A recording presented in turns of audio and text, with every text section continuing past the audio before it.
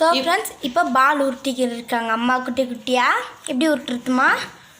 Step by ஸ்டெப்பாக கட்டாங்க பாரு. நம்ம கொஞ்சமாக இந்த அளவுக்கு எடுத்துக்கினா போதும். இதுவே நல்லா பெருசாக பலூன் மாதிரி ஊதிடும் எண்ணெயில் போடும் போது.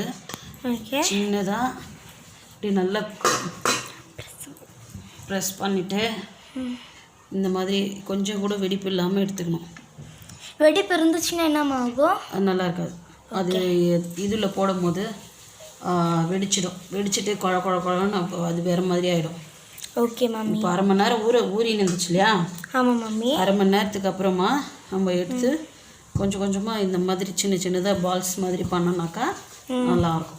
ஓகே, நம்மளுக்கு பிடிச்ச ஷேப்பில் பண்ணிக்கலாம்.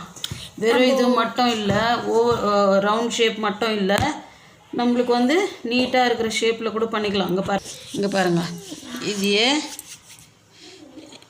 இந்த மாதிரி ஷேப்பில் கூட பண்ணிக்கலாம். ஓகே, அதே மாதிரி ஷேப்லையும் பண்ணிக்கலாம். எந்த மாதிரி ஷேப் வேணால் பண்ணிக்கலாம். ஆனாலும் மாவு வந்து நம்ம சாஃப்டாக நல்லா ஊறி இருக்கணும். ஐ திங்க் நீங்கள் இப்போ ½ அன் ஹவர்ன்றது நீ ஒன் ஹவர் 2 மணி நேரம் கூட ஊற வச்சா கூட இன்னும் டேஸ்ட்டாக இருக்கும். அவ்வளோலாம் தேவையில்லை, வெறும் 5 to 7 minutes போதும். ஓகே, அதுக்கு மேலே ஊற வச்சுன்னா இது வெடிச்சிடும். மாவு வெடிச்சு இது இல்லாத போயிடும். ஓகே, இப்போ நம்ம சக்கரை பாவு எடுக்கிறதுக்கு ஸ்டார்ட் பண்ணலாமா? சக்கரை பாவு எடுக்கிறதுக்கு அதில் மெஷர் பண்ணணும். போயிட்டு அந்த பாவை எடுத்துன்னு வா. இப்போ வந்து அகலமான பாத்திரமாக எடுத்துக்கிறோம். இப்போது 500 சக்கரை போட்டால் போதும். சாரி, 3/4 kg சக்கரை போட்டால் போதும். இதில் வந்து சரியாக போயிடும். இன்னும் கொஞ்சம் இன்னும் இப்போ எடுத்து அந்த அளவுக்கு எடுத்து போடு சூர்யா. சரி மம்மி. போதும். இது வந்து 3/4 kg அளவுக்கு இருக்கும். சரியா? இப்போது இதில் வந்து நம்ம தண்ணி ஊற்றி நல்லா கரைச்சி எடுத்துகிட்டு ஒரு வாட்டி கொதிக்க வச்சா போதும். ஓகே, இது இப்போ நான் வந்து ஒரு 1 லிட்டர் தண்ணி அளவுக்கு நம்ம ஊற்றிக்கலாம். ஓகே, தண்ணி எடுத்துக்கலாம். இப்போ நம்ம வந்து சுகர் சிரப் எடுக்கிறதுக்கு வந்து கொஞ்சம் தண்ணி ஊற்றிக்கலாம். கொஞ்சம் இல்லை தண்ணி. இப்போ அந்த சுகருக்கு 3/4 kg சுகர் இருக்குது இல்லையா? அந்த 3/4 kg சுகருக்கு தேவையான அளவு தண்ணி இதுக்கும் அதில் ஊற்றிக்கலாம். மொத்தம் ஊற்று அந்த குண்டலில்.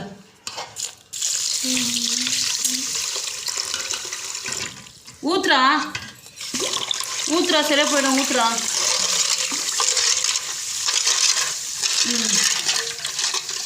போதும். இந்த அளவுக்கு இருந்தால் போதும். இப்போ மொத்த சர்க்கரையும் கரைய வை.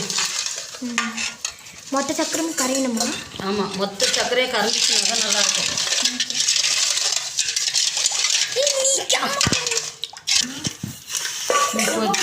அப்படி நம்ம இப்படி கலரிக்கணும் நல்லா. கழவினே இருந்தால் நம்ம வந்து சூப்பராக வரும். நம்மளுக்கு வந்து சர்க்கரை எல்லாம் கரைஞ்சி நம்மளுக்கு பாருங்கள். இப்போ கொஞ்சம் சர்க்கரை கரைஞ்சிட்டு இருக்கு.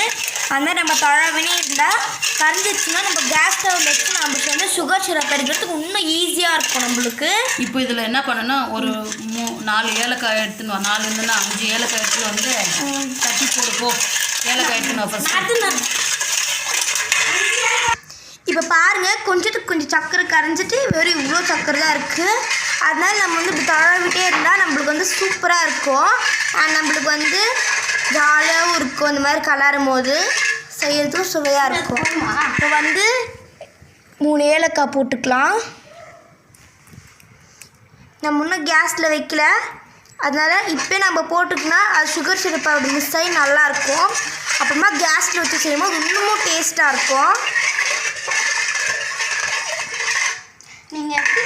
இப்போ வந்து நம்ம வந்து ஒரு சக்கரை கூட இல்லாத சூப்பர் டூப்பராக கரைஞ்சிருச்சு. இப்போ நம்ம வந்து இது வந்து தண்ணி வந்து கொதிக்கணும். கொதிக்கிற திட்டத்தை வச்சா இன்னும் டேஸ்ட்டாக இருக்கும் நம்ம சுகர் சிரப்புக்கு. அதனால் நம்ம ஜாலியாக செய்யலாம். இப்போ பாருங்கள், கேஸில் வச்சாச்சு. இப்போ வந்து நம்ம தொழவி விட்டுருணும். இப்போ அப்புறமாட்டுக்கு நம்ம வந்து என்ன பண்ணணுன்னா, இது வந்து கொஞ்சம் கொதிக்கிற திட்டத்தில் நம்ம வந்து அப்பப்போ கொஞ்சம் தொழவி விடணும். அப்போ தான் இன்னும் டேஸ்ட்டாக இருக்கும். இப்போ உங்களுக்கு தேவையான அளவுக்கு ஏலக்காய் ஆட் பண்ணிக்கலாம். இப்போது நம்ம வந்து 4, 3, 5 தான் ஆட் பண்ணணும்னு இல்லை. சின்னதாக இருந்தால் 5 ஆட் பண்ணிக்கோங்க. பெருசாக இருந்தால் வெறும் 3 ஆட் பண்ணிங்க, அது போதும். ஏன்னா ஜாஸ்தி இருந்துச்சு அப்புறமா சுகர் சிரப் எங்கிட்ட ஸ்டார்ட் ஆகிடும். இப்போ பாருங்கள் நம்ம கேஸ் பற்ற வச்சுக்கலாம். ஸோ கேஸ் வந்து பற்ற வச்சாச்சு. ஆயில் வந்து சூடு ஏறட்டும். இப்போ நம்ம சுகர் சிரப் வந்து கிண்டி விடலாம்.